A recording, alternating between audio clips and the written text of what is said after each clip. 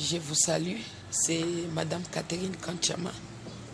Je suis la présidente de l'ASFD, l'association de soutien au président Félix pour le développement de proximité. On ne peut pas vraiment rester sans réagir au discours de l'ancien gouverneur. Je le dis bien, l'ancien gouverneur, parce que comme vous le savez, on a déjà plus de 3 mois depuis qu'il n'est plus aux affaires. La sincérité nous oblige d'abord d'accepter qu'il n'est plus gouverneur de cette province. Et son acharnement sur d'autres acteurs politiques. On dit toujours, tout ce que nous faisons nous rattrape. On va se rappeler ensemble avec vous que lorsqu'il avait fait son meeting devant les gens de l'Union sacrée, je pense qu'il n'y avait pas des Dani Kabongo, des Dani Banza, tous ces gens-là. Il n'y en avait pas. Je continue encore à vous rappeler, lorsqu'il avait disparu dans cette province et qu'il a laissé, il a fait la politique de chaises vides. Ce n'est pas ces gens dont il cite qu'il avait demandé de disparaître. Et je l'ai toujours dit, comme vous le savez, moi je suis une Congolaise, une patriote. Je suis pour le bien-être de la population. Dès le début de son mandat, il a œuvré à titre des chauves-souris. Donc quand on le voit la journée, il est Union sacrée. Et quand on le voit la nuit, il est Péperdé. Comme vous-même vous le savez, il a juste eu à changer de nomination pour mieux se caser, passant de Péperdé à Ardève. Mais vous êtes sans ignorer que la plupart des cadres de l'Ardève sont des anciens, si on peut dire, ou bien des membres potentiels de Péperdé. Et si aujourd'hui il peut sortir pour dire qu'il est de l'UDPS, les images peuvent le témoigner. Dans son premier mandat, il y a eu un massacre qui a donné mort à plus de 5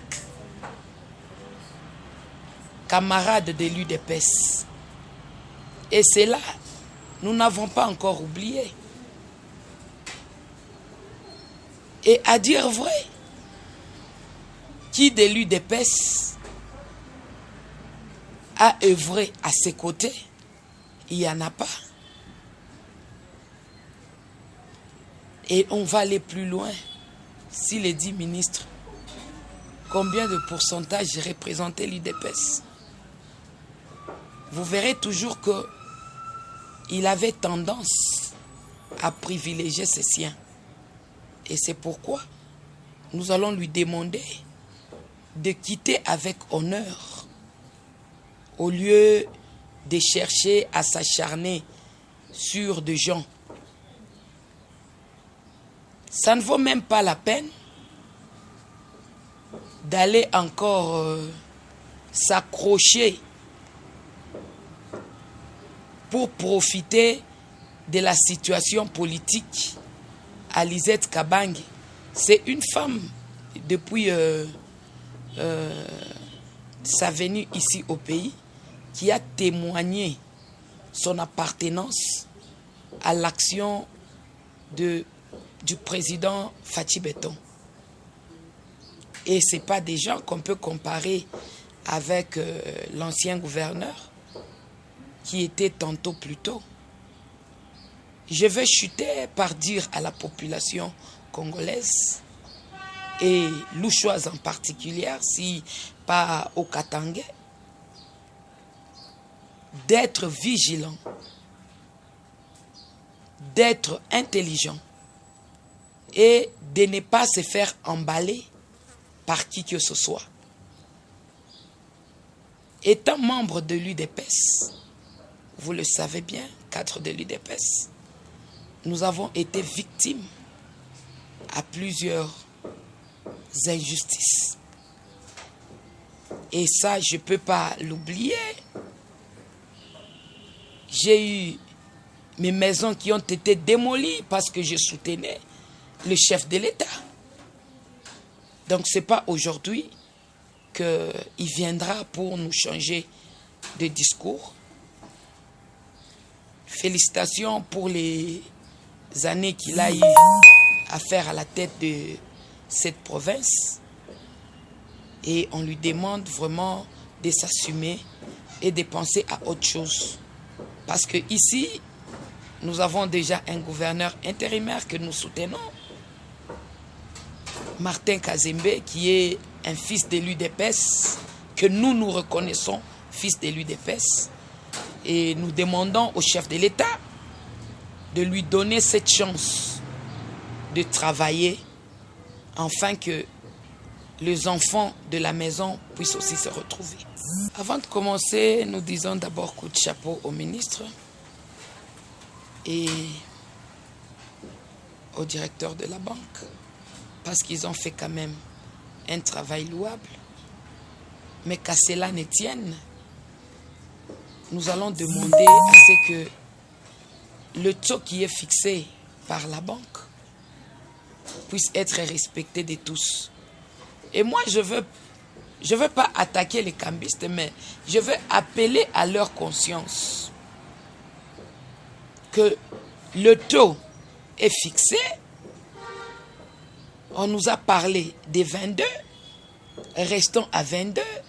C'est pas que tu vas ici, on te dit le taux est à 19, ici on te dit le taux est à 20, quelque part on te dit c'est à 20 et demi.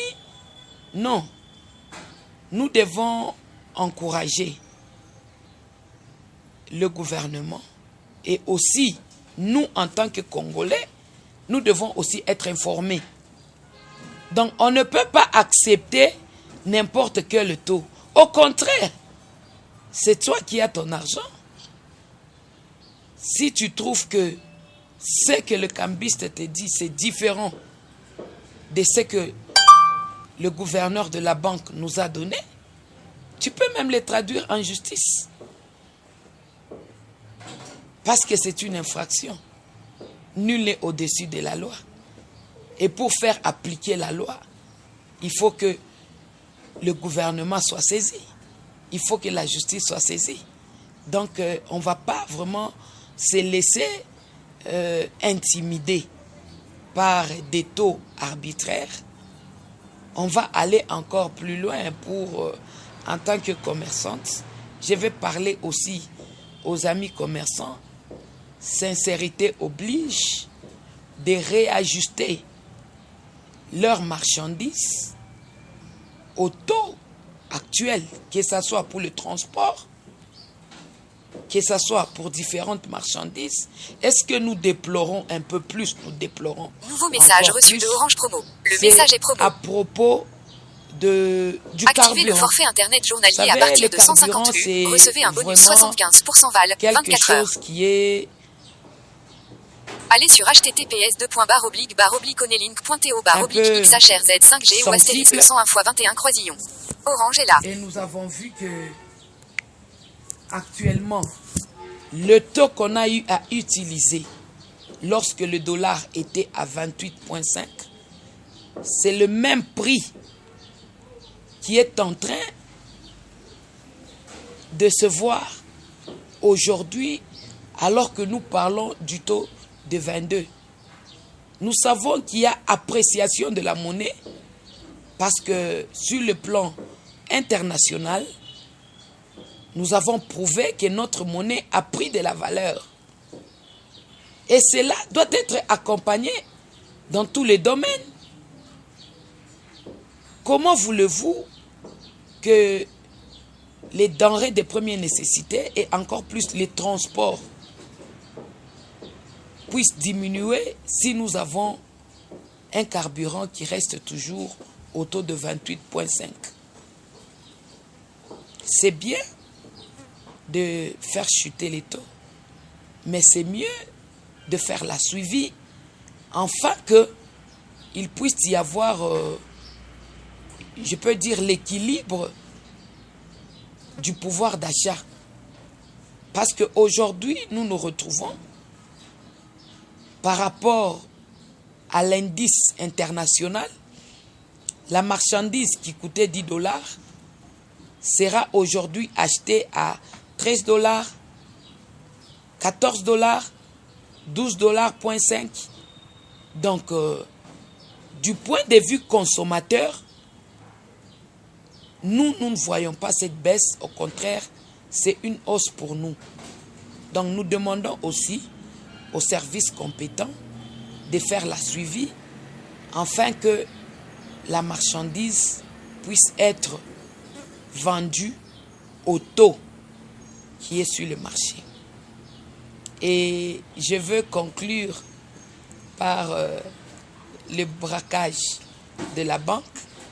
J'ai été vraiment très affectée en tant que femme, en tant que mère, par l'attitude de nos militaires, de nos policiers.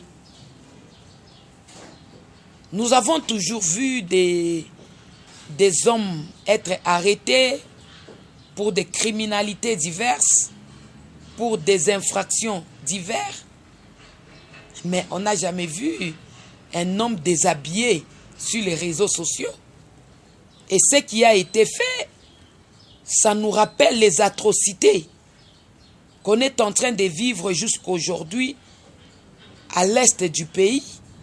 Et si cela doit se déporter aussi, que ça devienne comme une situation normale dans notre capitale, je trouve que les services compétents doivent s'élever et trouver des sanctions adéquates, que ce soit aux policiers ou aux militaires. Ils doivent être sanctionnés et répondre de leurs actes. Parce que le corps de la femme est sacré. Et ce n'est pas parce qu'il y a eu infraction qu'on a le droit de dénuder la femme. Moi, en tant que femme, et toutes les femmes derrière moi, nous avons été déçus. Et nous demandons que ces préjudices soient réparés pour l'honneur de la femme. Je vais te dire ceci. Il y a ce qu'on appelle le prix d'achat, le prix de revient et le prix de vente. Le prix d'achat, nous savons que pour le produit importé, c'est un prix qui est défini en dollars. Là, il n'y a pas de doute.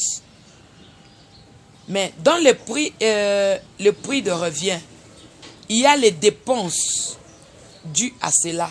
C'est-à-dire quoi? La marchandise doit être transportée. Et quand nous arrivons sur place, les commerçants doivent payer en monnaie locale. Je vous donne un exemple banal.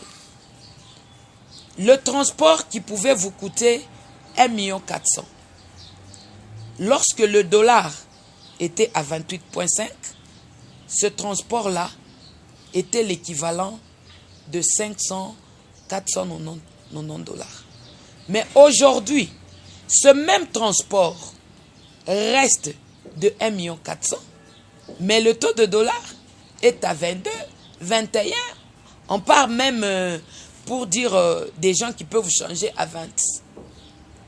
C'est-à-dire, le 1,4 million qui pouvait équivaloir à 490 dollars, aujourd'hui, le commerçant doit débourser 700 dollars pour le transport de la même marchandise.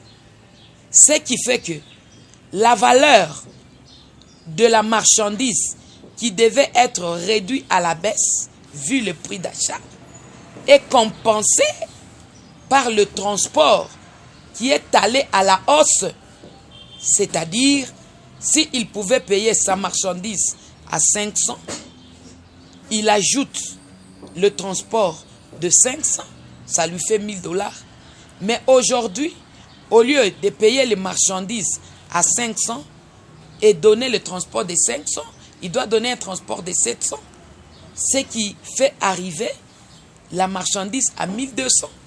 Et les 1200, si on les rabattait au taux actuel, je peux dire par exemple, si les taux étaient de 100 francs, mais aujourd'hui, avec le taux actuel, la marchandise va se vendre à 120. Donc 120, si vous rentrez dans l'ancien taux, vous allez trouver que la valeur qu'on a ajoutée devient importante, et ce qui fait que la population, les consommateurs ne vont pas s'apercevoir de cette variation du taux de dollar. C'est pourquoi je vous ai dit qu'on doit faire la suivi. Tout ce qui était acheté, un peu les services qui sont en train de se rendre au niveau du pays en monnaie locale, doivent aussi réduire leur valeur pour permettre aux opérateurs économiques d'ajuster le prix aux besoins de réduire le prix de leurs marchandises pour satisfaire la population. Ce qui est clair s'énonce clairement. Je veux te dire, personne ne peut me contredire en ce jour si je dis que Kiaboula n'est pas de l'UDPS. Il ne l'a jamais été et il ne sera jamais de l'UDPS. Parti mosaïque de l'UDPS. Selon Augustin Kabouya, votre président ad intérim, en même temps secrétaire général. Écoutez, l'ARDEV peut se dire parti mosaïque, mais nous, on ne le reconnaît jamais comme un parti mosaïque. Parce que je vais te donner l'exemple des partis mosaïques comme des ATDC, je vais te donner A3A, et vous allez voir que ceux qui étaient là, ce sont des membres de l'UDPS. Qu'est-ce qu'on appelle mosaïque? C'est l'UDPS qui devait se présenter pour les élections. La politique a permis, pour gagner plus de sièges, de créer différents partis afin que nous puissions nous retrouver majoritaires. Mais Kiaboula, qui est d'abord le président de l'ARDEV, est-il de l'UDPS? Non. Mais quand on va te parler, par exemple, de A3A, il y avait M. José, il était de l'UDPS. On va te parler de 2ATDC, il y avait Kalambay, il est de l'UDPS. Mais Kiaboula, il a été dans quel UDPS? Et son cabinet, le cabinet de l'ARDEV, qui vient de l'UDPS, pour dire que c'est un mosaïque. Nous savons que le président de l'Assemblée peut sortir pour des intérêts privés et égoïstes, ça il faut le dire, qu'il peut avoir entretenu durant son mandat avec le gouverneur sortant et assurer sa défense. Mais en toute logique de choses, Kiaboula n'a jamais été de l'UDPS et l'ARDEV n'a jamais été un mosaïque de l'UDPS. Avez-vous un problème particulier avec le gouverneur de Jacques Kiaboula? Je suis là pour soutenir le chef de l'État. En tant que cadre de l'UDPS, s'il y a quelqu'un qui est en train de travailler en l'encontre de la vision du chef de l'État, je ne peux que le dénoncer. Et je vous l'ai prouvé à plusieurs reprises. Parce que dans l'UDPS, si quelqu'un est nommé, il doit prendre dans son cabinet 70% de combattants et 30%, il prend dans son cabinet privé. Et est-ce que Kiaboula peut nous montrer que cette petite condition qu'on a admis au parti, est-ce qu'a-t-il eu à le respecter? Vous êtes d'accord que non? Parce qu'autour de Kiaboula, il n'y a même pas 1% de l'UDPS. Comment peut-on dire qu'il est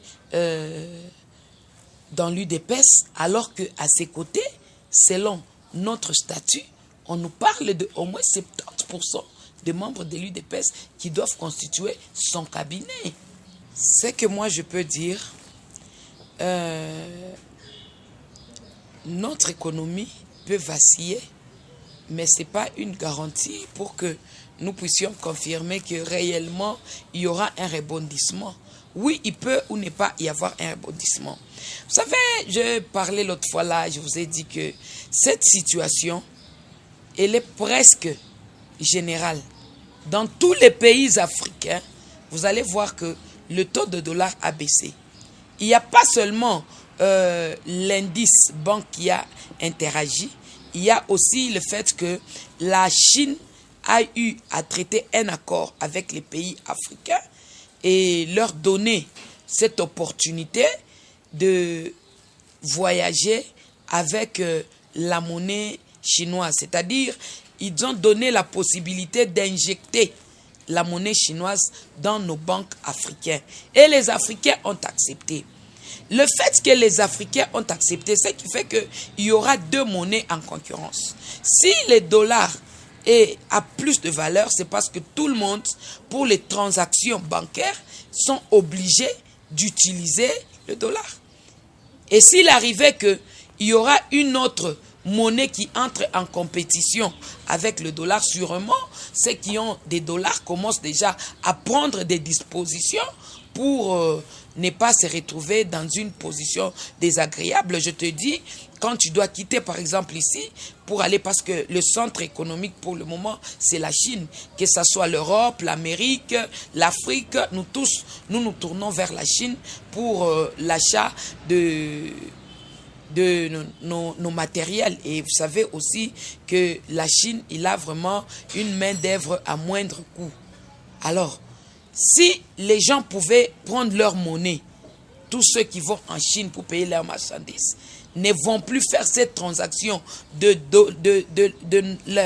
la monnaie locale en dollars et de dollars en la monnaie chinoise, cela permettra que les transactions puissent se passer et le dollar sera moins utilisé.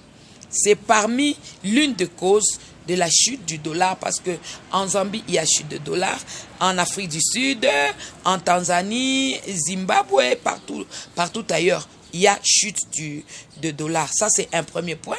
Et le deuxième point, comme vous le savez, on a injecté au moins 50 millions de dollars dans notre banque. C'est ce qui fait aussi que, du point de vue monétaire, notre monnaie s'est aussi fait apprécier vu tout cela. Alors, ce n'est pas dire obligatoirement qu'il y aura un rebondissement. Pas nécessairement. Il peut y avoir un rebondissement pour l'équilibrage, mais pas arriver encore à 28,5. Ça sera presque difficile parce que vous savez que c'est une histoire qui est presque mondiale. Donc, ça ne sera pas fait comme les gens sont en train de le prévoir. Moi, je ne pense pas que c'est le cas parce que l'UDPS a fait sa sortie médiatique et tout le monde a eu à l'écouter. En parlant du président de l'Assemblée, c'est un cas isolé et particulier. Et puis, vous êtes sans ignorer, vous êtes des journalistes que, à un certain moment, il y avait le président de l'Assemblée qui voulait destituer Martin Kazembe. C'est-à-dire, il y a quand même des rancunes qui sont restées. Il peut parler ça d'une manière individuelle parce qu'ils ont eu des accrochages dans le passé. Mais pour être véridique, ce que je vous dis, c'est que nous gardons notre position. La vérité s'appelle Dieu, comme on le dit toujours. La vérité dit que Kiaboula n'est pas de l'UDPS. Et pour dire encore, Kiaboula n'est plus gouverneur. Et je pense qu'il ne va plus rentrer pour diriger ce pays, cette province. Parce que à la tête de la province, il n'a pas dû prouver sa compétence.